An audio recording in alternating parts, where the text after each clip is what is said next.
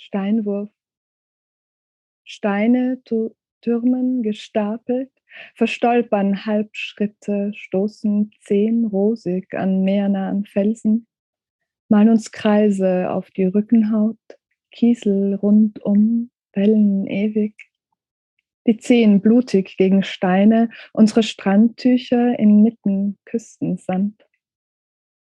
Im Schatten fallen uns Gesichter zu, unsere Schritte verfangen kürzlich, ihre Abdrücke Widerschein. Unter der Sonne auf unserer Haut spülen all das fort und trinken Wasser, spülen es hinunter, verlangen Schattenspenden. Sonnenlichtpfeile dichten uns Springfluten, irisieren dann Silbergewand. Haar hurtig hochgesteckt fällt in den Nacken, sonnentriefend, Meer entwunden. Und die Sonne sinkt, wie die Sonne nun einmal sinkt, und Schaumkronen werfen sich auf, Wasserwellen gischt. Unsere Schritte verfangen kürzlich, ihre Abdrücke Widerschein. Auf diesen Strandpfaden führen wir uns nicht auf, spielen uns in unseren eigenen Spuren frei, einander zu begegnen beim Feuerwerk. Komm doch zu uns, dort am Pier, beim Bistro, am Weg zum Delfinarium. Werfen all das fort ins Wasser, verschleppen immerwährend Sand ins Meer.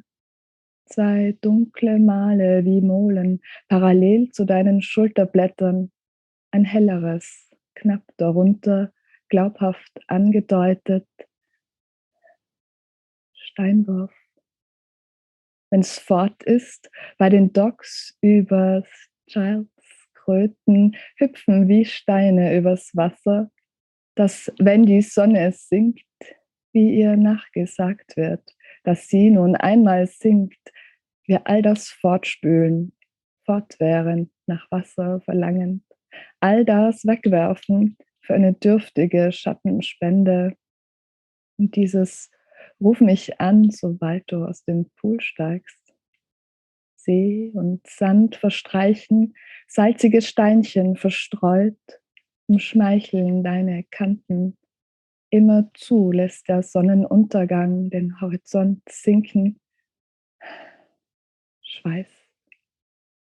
Komm zu uns ins Café abseits des Pfades beim Wellenbrecher der Schwimmkörper. Wir können ihn vom Pier stoßen, tun als ob. Steinwurf. Throw. Set stones become towers, losing half steps, stubbing pinky toes on the rocks by the sea. Playing loops on our backs, round the pebbles in the waves flow eternal. Bloody toes against stones in the sand by our towels on the shore. Falling in the shadows, we find faces. Our final steps reflect in pendant glow in the sun and on our skin. Wash it all away and we drink water. Wash it down the sink and we want shades. As the sun darts lights, our silver gowns are fountains reflected. Hair up, funneled down our backs in the sun off the sea. And the sun dips as the sun would dip, and sea mist bubbles. In the waves of the water, our final steps reflect in pendant glow. On these seaside paths, we have no drama. In our separate tracks, we all feel free to meet up at the fireworks, join us at the pier, by the bistro, on the way to the dolphinarium. Throw it all away into the water, forever dragging sand into the sea.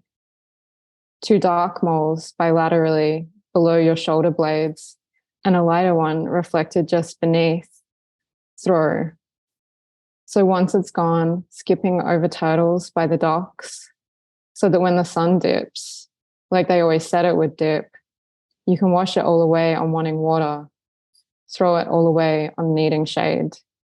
And when you get out of the pool, call me. Sand and sea slides, skimming salty sequins graze your ankles.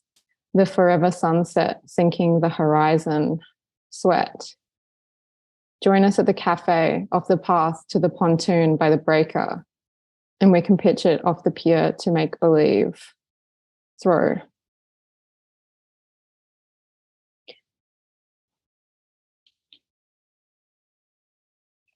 Now we should introduce ourselves. I can start. My name is Holly Childs. I'm a writer and artist, and my work looks at the shifting mechanisms of storytelling in a world in which physical matter is constantly being reshaped, recontextualized, and rewritten by emerging technologies and crises. How about you, Sophie? Yeah, I'm Sofie Morin, and I do want to say so much. I'm personally very fond of working in a collaborative way, so this is why I like this project very much. Also, I just published a book of poetic dialogues together with my partner in poetry, whom I met, in fact, on an International Poetry Day in Heidelberg, and I think that nothing really compares to the intimacy of related writing together, and translating each other as poets was a new experience for me, and I found it very rewarding. So I think it's a great honor. At the same time, other writers dealing with my text and getting asked questions that might bring me closer to in contact with my own writing, and even it's even more than just taking on the point of view of a reader, that their interrogations lead me to some kind of professional doubt about the creation of art and its interpretation, and I think that those doubts are really necessary because they bear a lot of energy to create art. This is from where we are creating from. I think so much of poetry is it doesn't necessarily come from a conscious mind place. So then when the translation process kind of enables another person to have this position that's next to being the writer, where they have to like rewrite it into another language, and through that process they maybe need to ask questions like, why did you do this, why did you end the line here, or why did you choose that word in particular, or what did you mean by that word? I think it can enable, I mean, it definitely enables me to see my work in new ways and find new things that I didn't realize I'd put into the work. Yeah. I observed also with me a kind of awkward clumsiness that stayed with me during the work, because it is an intimate way of working, and when concerning myself with the colleague's text, and I also discovered that meeting my own expectations when translating is much more complicated, because it's not just me and my own words. So I'm trying also to be up to the other author's text, and it's also often about reconciling myself with the imperfection of my own translation work. It's perhaps a bit about the beauty of scars remaining in the text, and this is why the dialogue is very important. Always checking with the other: is this still okay? Can I? So this is what happens in contact. Can I come closer, or is it too far? Can I strive for finding still another way of translating this? And then it's also always making decisions, which I didn't like that much about it. But it's important too, because I have to decide for one translation. Yeah, I mean, we talked at a certain point, because I have some poems that are different iterations of basically the same story, that also I would be fine if it came out with that Sofie ended up with 5 different translations. But I think it's nice to just have it as one. Mm-hmm. Yeah. But like with the knowledge that there's kind of like this like glimmer. There's a glimmer around, I guess, every translation in the, it is not, it's not identical, and it can't be identical due to the constraints of different languages. Yeah. I like your way of seeing it, describing it as a glimmer. And which is also interesting that looking at that from a distance, we Heidelberg partners had the allegedly advantage of understanding the source language, but I say allegedly because I think really, I mean, from afar the frontiers of the languages seem to be tilted because a bit towards the German side. But I think this is a very simplified view because it levels out the subtleties of the English language, which we cannot that easily get a grip on. I think it's even more difficult because we think we can understand, but really we don't. So understanding each other still is work, and this is what life is about. Understanding is each other, and I think this is the work we have to do, and which I also think has the potential of contributing to peaceful solutions. This is at least what I hope for. The translating as a practice helps building bridges on an international level. I think that humanity requires us to do so. Definitely, like this both the kind of translation of what is on the page alongside the communication, like what did you mean by these words? Because I feel like there's wars that have started from like I don't know history, but I know that in French class we were taught that there was some kind of war between English-speaking and French-speaking people at some point in history that was to do with like a word, like a false friend between English and French, like a kind of word like demande, like in French, which means ask in English, but it seems like it's demand, like you must do this thing. So I feel like this, like what you're talking about, this like,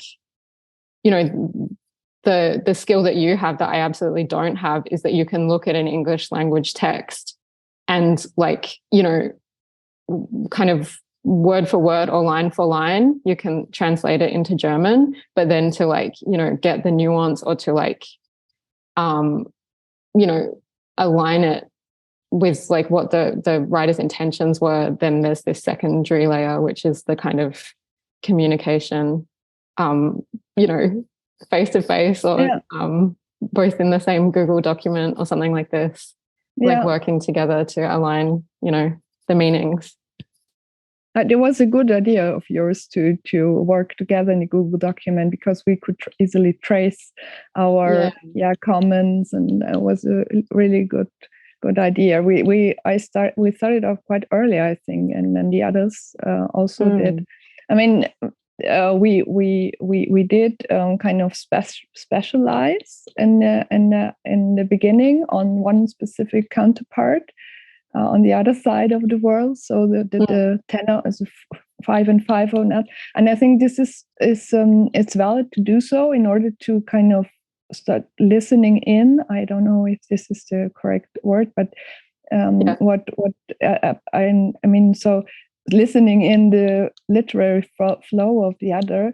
And personally, as I basically formerly was a behavioral scientist, it reminds me a lot of looking in groups of animals to get acquainted with them, to understand how I can even start working with them. And this is a bit what we did. So and I was a bit afraid of how will I be able to transfer this knowledge I gained with you to the 4 other Melbourne writers, but luckily I discovered, because I thought, okay, I will have to start all over again, but it wasn't not a fact. I discovered that this knowledge of one specific other can be transferred to other partners in poetry during this project, and this was also a big relief.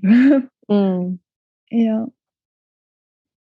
I mean, I think that what poetry always needs is some kind of reconciliation with the original text and also with the author. And in German, the word reconciliation is Aussöhnung, which Sohn is the son, which comes from it's more like affiliation, so from Latin filius, the son, because but it's also a necessary reconciliation with our daughters. I think. Yeah. I think. So the way that our translation process worked was that we were given a line by line translation that was done by a professional translator, and then we kind of worked into it together. And Sofie and I translated 5 of each other's poems, and we did it in a Google Doc, which we would have, an hour or 2 every week where we would kind of ask each other questions while in the document.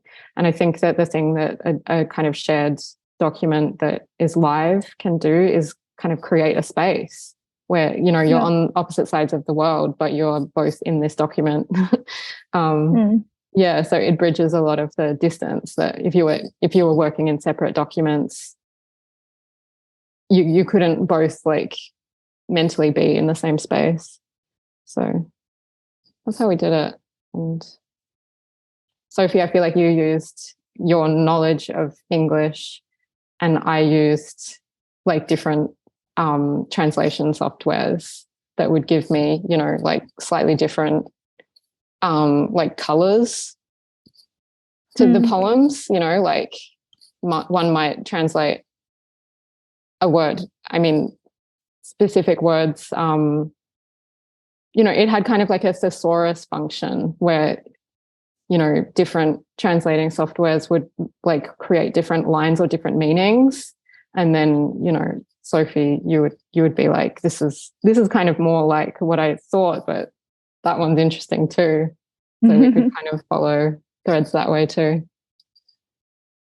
I mean, it was at the same time very flattering for me that you were that eager to do so, to check and recheck and use different translating softwares, because you didn't need to do so, but it showed that you were really eager to do this work, and it's very flattering that because you could have relied only on the interlinear version we got, but you did not. I mean, you didn't take the shortcut. I mean, it's. I think it's worth exploring.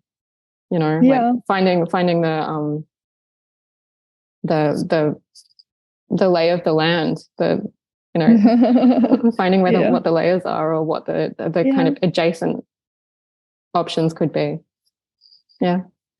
Yeah, I really loved exploring together with you. Yeah, so did I. Shall we read the second poem, your poem that we translated together? Yeah. Great. Poetry of machines. Like the earth from far above, and letters left hanging in the fine debris somewhere close to earth. Have we ever gotten further than provisional things when it comes to home? Have we the gestures of our creation brought about by chance, and the space for that is intentional? Have we still to alienate, as if there weren't already enough distance between us and the words which we are not?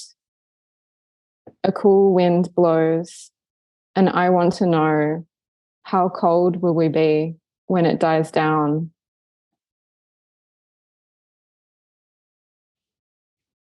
Poesie von Maschinen, wie die Erde von ganz weit oben und Buchstaben hängen geblieben im Feinverwurf, irgendwo erdnah.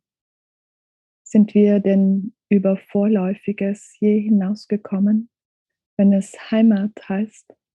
Sind wir, die Gesten unserer Schöpfung, selbst beiläufig herbeigeführt und der Abstand dazu die Absicht aber, als hätten wir noch eine Distanzierung zu leisten, als wäre da nicht schon genug Distanz zwischen uns und